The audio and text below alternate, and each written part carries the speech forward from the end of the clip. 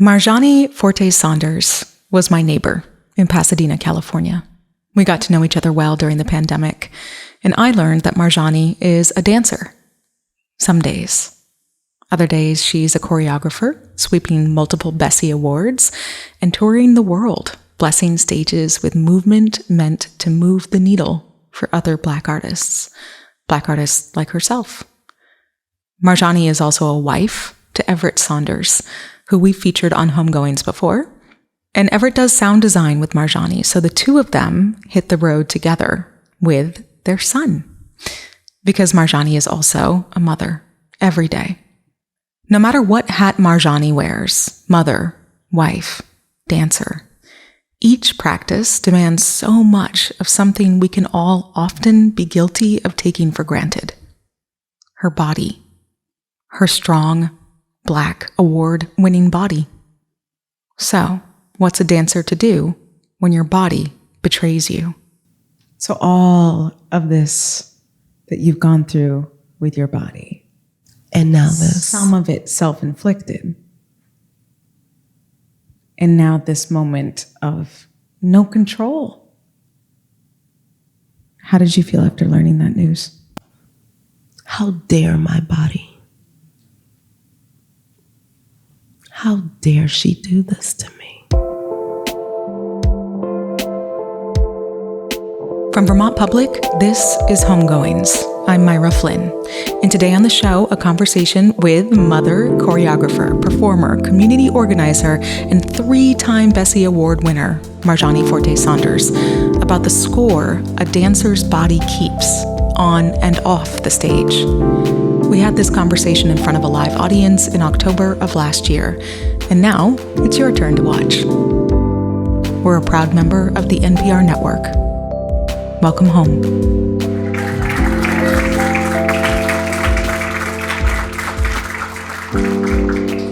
It's so funny how much we have put friendship, motherhood, I guess just like community first, that I don't think I quite realized how amazing you are as an artist. So I think my first question for you, now that, folks are getting to know you, is very simple. Who are you and what do you do? I love that you think that's simple. It's fair enough. I'm living my life in this now and in my before and forever as an artist. I'm a choreographer. That means many things in different spaces, but ultimately is a reality of organizing bodies in space. And also it is a process of seeing the being beyond the body, the flesh beyond the body, the essence of human experience and our expression. And that's one of the things I love most about what I do. One of the things that you are bringing up is this word body. I think about welcoming spaces for Black people, and I don't know, outside of all of the music that was stolen from us, that the stages have been that welcoming for other genres like dance and theater for Black people in the Black body. When did you realize that your body was beautiful? You did not say you were going to dig right into my heart when we started. This is a dance, pun intended, of sorts. I always loved the craft. I always loved doing what I do as a performer and as a maker. And those origins are in my experience as a child. And I know many people say that, but that's a truth. It's like our children come into a knowing, if we're lucky, of themselves and of their gifts so early. And especially if they're surrounded by environments that say yes. And that environment for me was the Ward AME Church, because I got to dance for folks. And then in dancing for folks, I got to see my joy be almost contagious. And then for us to be in sort of this other kind of plane of joy space together, this infectious thing that I look for now and I intend on conjuring every time I move my body. And I came to even remotely look at my body with favor and joy when I started to dance for Urban Bushwomen. That's a dance company based in Brooklyn, New York, founded by Ajawale Willow Jo Zoller, and erected really in collaboration with many incredible women womb-holding artists. I say that with that kind of specificity because that's how they identify. It wasn't about it necessarily being exclusive, but being specific with the storytelling. Stories rooted in movement and practices of the African diaspora that were coming from the African diaspora. Naming that like right out. And so that included contemporary dance practice, bodies trained by Eurocentric dance forms like ballet. I had just left a company I was really quite injured by as a dance maker. In fact, they fired me. What? They fired me for being too fat. I was not. They were clear about their aesthetic. And I'm not even saying that there's anything wrong with that. What I am saying is that where is the opportunity and the space and acknowledgement of our calling and the opportunities to love ourselves? Because I wanted to dance all the time and I wanted to make a living from it and I wanted to do it. And up until this moment before I joined Urban Bushwomen, I was dying. I was not taking care of my body. I was not holding on to my food to try to be an aesthetic, an idea of excellence. So when I joined Urban Bushwomen, Jawale said to me, "You're wearing these big clothes in rehearsal all the time, and I can't really see your body. Why are you doing that? Your body is beautiful." Then you lost it. And then I lost it. Yeah. I mean, I think that was one of the first times a choreographer ever told me my body was beautiful. And I had been dancing since I was 4. And at this point, I was 21. I think it usually takes me a lot longer to cry in these interviews. Yes.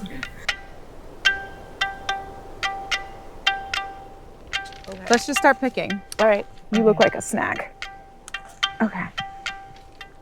Just because they're so yummy. There you go. Nice, and no leaves. And no leaves. That's like a perfect apple. Let's cheers our apples. Should we take a bite? Cheers. Let's do Cheers. it. All right. You travel how many days out of the year at this point? In an ideal sense, it's at least a week, a month. Yeah. Because traveling is called an income. Yeah, I know. That's the thing, we can't outsource our jobs. No. No. This bag is heavy. Okay. Here. Let's. No, I got it. You're the star. Cheers. I wish.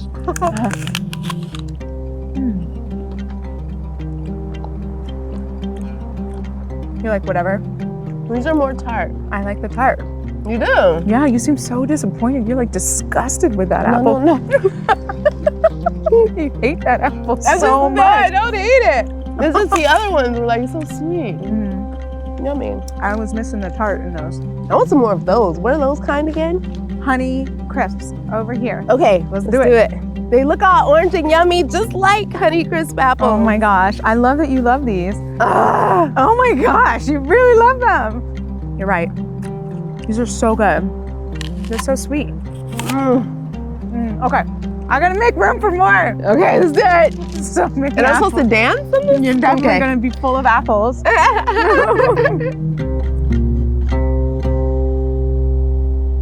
I think it was during COVID. We were neighbors. We were in lockdown. And we both love hot yoga. Don't groan at us. We like it. Okay.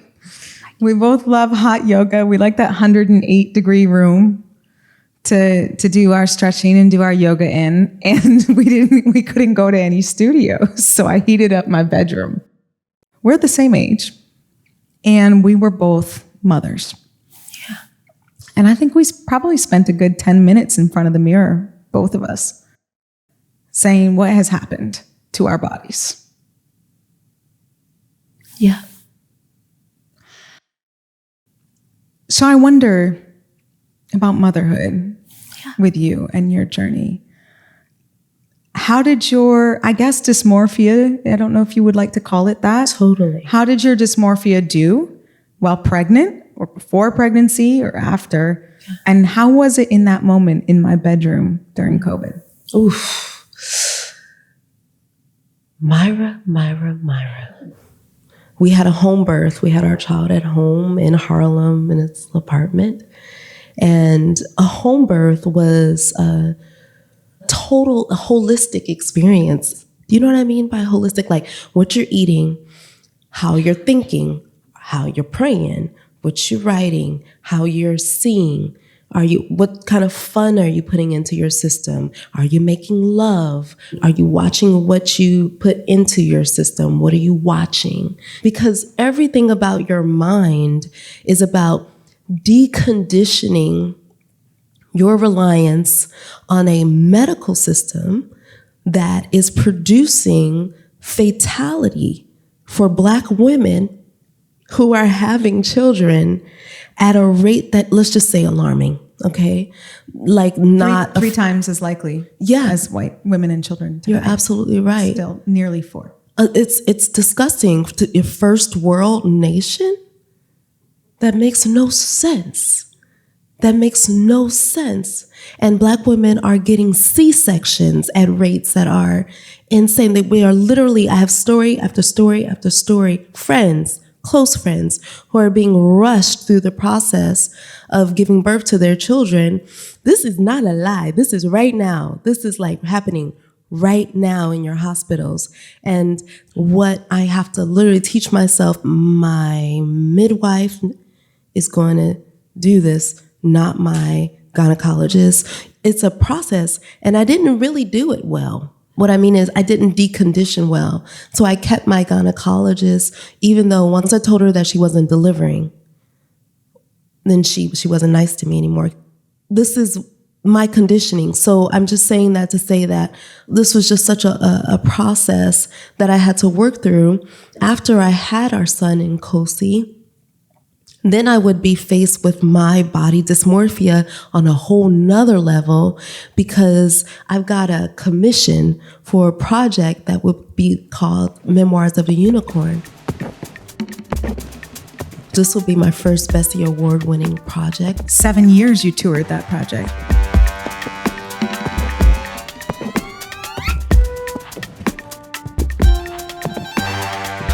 I mean, what were you thinking in your mind? Like, I got to lose this weight quickly. That's right. You know what that meant, Myra? Starvation? Lost my milk. All I wanted to do was nurse my baby. Oh my gosh. Do you understand? And it was very tricky. I did for a little while. I didn't for a little while. I now understand you can't be sweating so much. You can't lose all the fat that your body needs to make the milk. But that's the dysmorphia. That's the sickness. Because again, from age 4 to 21, you're fat. He's 9 now. And I don't know that I've reconciled. He literally went like this, you guys. He didn't want it? He was like, you ain't got it in there, woman. Get the other milk thing. You know what I mean? Right. I can joke about it now because I understand, I overstand what was happening. And I've forgiven and loved myself again. And he's 9 and he's dope. Can we give some applause, please, to Marjani? Like, this is crazy. Yes. Yes.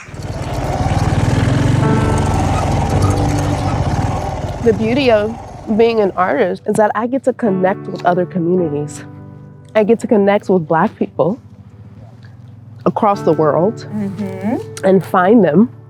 So you look for us wherever you go. Went to Berlin and I asked my curator, who are the radical Black experimenters in the city? Wow. I really want to meet them. The folks who are asking some critical questions about our wellness, about our history. That's so good. I'm in heels. Ditto. Oh, yeah. Cowboy boot, but still counts. Do you want to do an orchard dance? I mean, I absolutely would. Don't tease me. I will tease you. Seriously? I'm not even joking.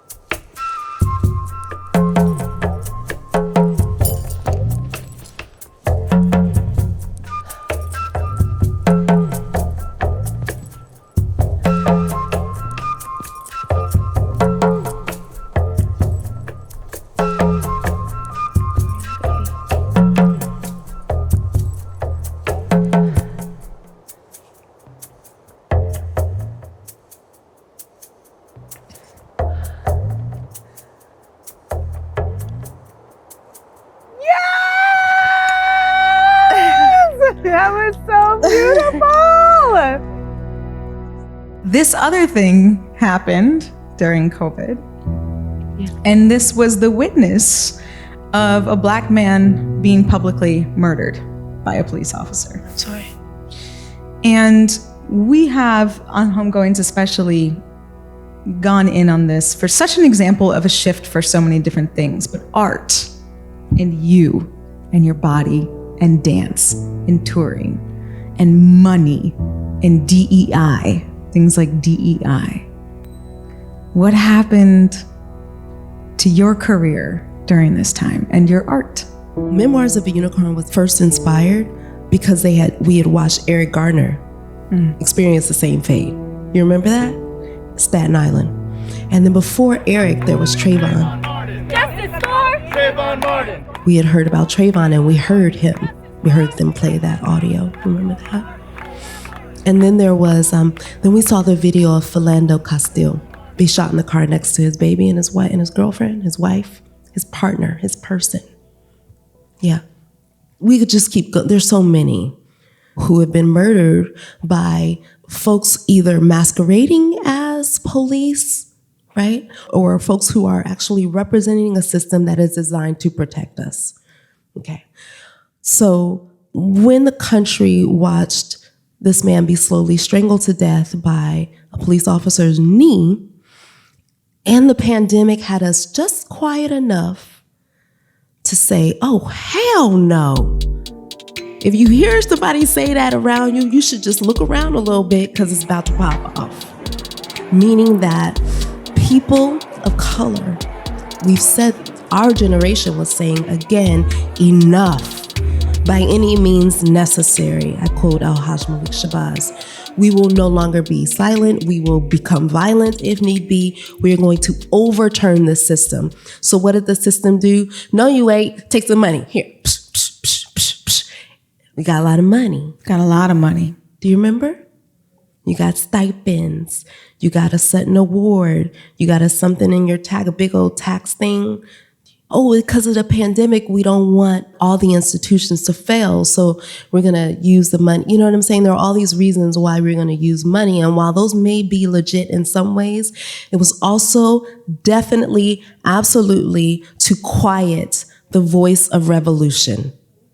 And it did successfully because we could go local. That's a benefit. We were talking about this in the car. In the apple orchard. That's right. In the local apple orchard. That's right. We could frequent the orchard instead of the grocery store that's 20 minutes away. We could grow gardens in our local community. You understand? We started a neighborhood block group in Pasadena, California. I remember. You know what I'm saying? Of course, yeah. We could start to organize locally because we weren't pushing so hard trying to feed ourselves. Do you understand what happens when you slow down? When we get to slow down, we remember our humanity. You see, when the money came back, then people started to invest. We started to build more Black businesses. We started to have more independence. This is a cycle, and you can find the cycle occurring throughout U.S. history every 20 years. And actually also in line with pandemics. Yes. Or giant flus. Yes. Or plagues. That's right. Social revolutions soon after to follow. Absolutely. Yes. And the thing about it that is so deep is that these social revolutions is not just people saying, hey, I deserve it because I'm Black. You do, okay? Because this country was built on your ancestors and nothing ain't never been paid back. So it's not just about that, but it's also like, where is your humanity? When are we gonna get right? When are we gonna say, honestly, oh, I'm wealthy because my grandparents were wealthy, because their grandparents were wealthy because they had a bunch of slaves? When do we say that? When do we say it out loud? I think you just did. Yeah. You know, like, and when do we say, I want to put this, I want to reinvest this, I want to close that karmic loop, and I want to reinvest this into folks who are building community and working to reestablish and to heal the wounds that come from the systemic disenfranchisement of Black communities.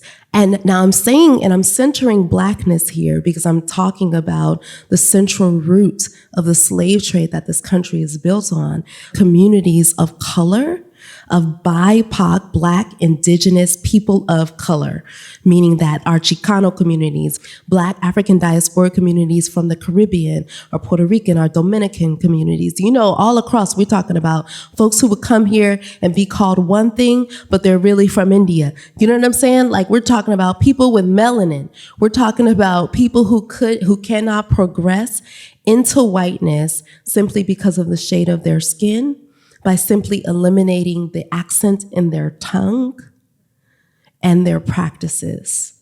So if they can't wear traditional garments out of their house, because then they will no longer be considered white, that's who I'm talking about. So it is essential to me that in a country's relationship to repair, that we understand some of that early sin, that we understand what we're doing with Indigenous peoples and with Indigenous, not just names, right? But how are we reinvesting the way that we've raped and pillaged land? How are we reinvesting? How are we trusting communities of color to do the repair work themselves if we put our funding into them to do it? That's what happened during COVID. And that's why it felt so good for a minute. So back to you and your body. As somebody who lives up here all the time and not here, like you, how were you feeling in your body during this time? How was your dysmorphia? Because it sounds like the money was right. Because it was right for all of us. Yeah. We were all of a sudden not only just welcome, not only just included, but like straight up like prophets or unicorns, or like I could have just been like, well, I think maybe you should get a butterfly, and somebody would have come in with 200, right? It was weird and lovely and maybe not real. That's another kind of dysmorphia. Yeah. So where was your dysmorphia during this time? Well, I started experiencing this excruciating pain in my trigeminal nerve. And I can no longer participate. I can't really talk. The pain is so sharp. It's like someone stopping me in my jaw. Long story short, after a couple of MRIs, I'm diagnosed with multiple sclerosis. So all of this that you've gone through with your body. And now this. Some of it self-inflicted. And now this moment of no control. How did you feel after learning that news? How dare my body? How dare she do this to me? North on Sheridan, 10-4 and 2093. Hey, Fred, I'm making a 5 ball on Howard. I got the windows check. Full patrol 75 and 19 North Plano. Okay, give me one moment. I got all of that tempo. Somewhere in my dance career, I tore my ACL. And when I did, in that stillness, I started studying Zen Buddhism.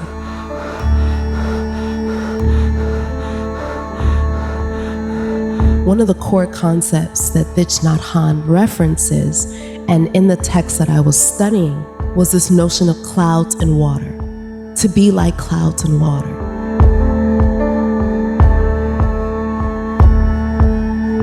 The notion is that clouds and water advance through, above, and around anything.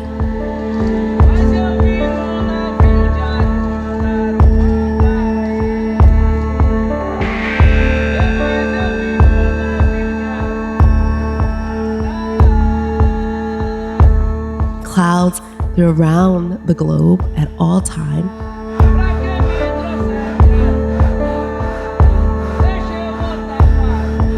They change form, but they do not go away.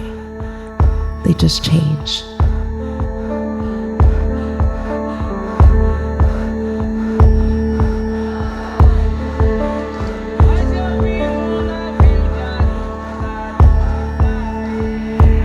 There's a male black and a black chicken with a backpack selling cigarettes in his store. It might become water, and water can permeate anything, even stone, over time. Brilliant elements that teach us about how we can be, literally be. 1125, can you go to the radio room?